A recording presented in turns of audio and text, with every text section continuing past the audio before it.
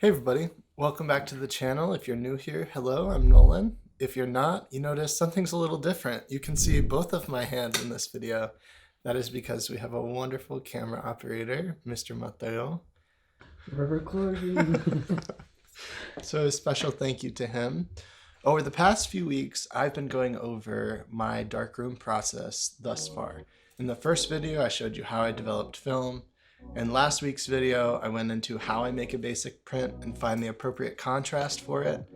And now, in today's video, I'll be going over a new technique that I've been working on for a few weeks and learned about last year.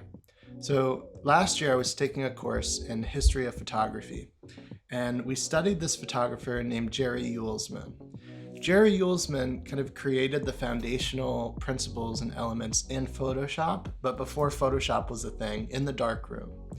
A lot of his principles are based on double exposures in the darkroom. So he uses several enlargers with different negatives loaded into each enlarger and exposes the same sheet of paper multiple times in different areas of the paper to create a resulting image. This is some of his work that he's made in the past. He lives in Florida. Cool guy, I'd love to meet him someday. So I wanted to take this same process of multiple exposures in the darkroom and make it my own. So a few weeks ago we had a big snow and I took 6 pictures over the course of 6 hours as the snow accumulated. And in the photo today, I'll be trying to show that time lapse in one photo. So showing the snow as it accumulates in one photograph. I hope you'll join me. Here we go. So my first attempt at this Jerry Ewelsman type photograph turned out like this. I didn't like how the borders between the images looked, and I wanted to create crisp white lines between the photos. So I used gaff tape, this opaque black tape. I cut really thin slivers of the tape, and then I pasted it on top of a 10.5 by 10.5 cardstock frame that I had cut out.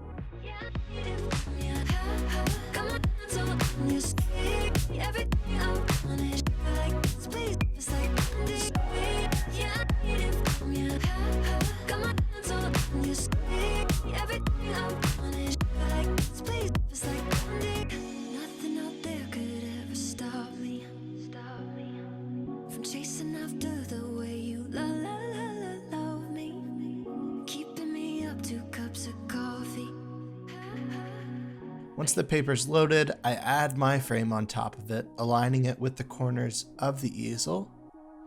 Cover the portions of the paper I don't want exposed to the light, and then I enlarge the negative onto the paper.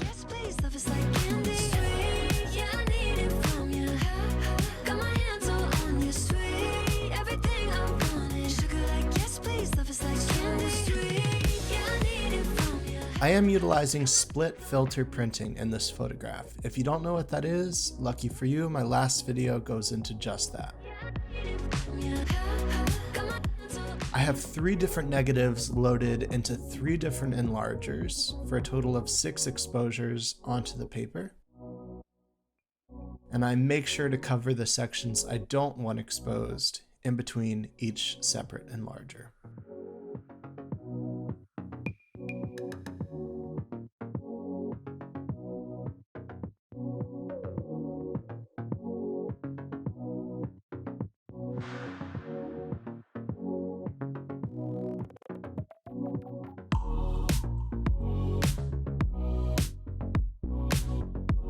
And now the paper is ready to be developed. As the image comes through, you can see in the bottom left corner, there's almost no snow.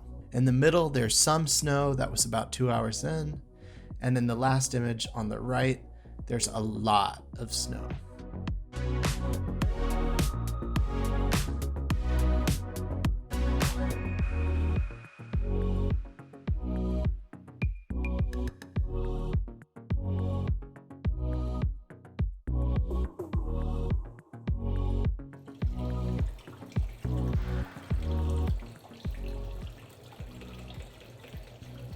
After a final rinse in water, I can turn the lights on because the paper is now light safe.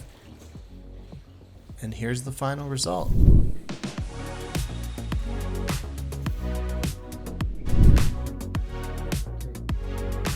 That concludes today's video. Thank you so much for watching. I hope you got something out of it, maybe a little creative inspiration. I'll be posting every weekend, so if you haven't yet, subscribe here, follow my other socials, and I am pleased to announce that I do have a patron subscription available on my website. If you're interested, you will get a free print in the mail every month as part of that. Thank you so much for watching, and I hope to see you next week.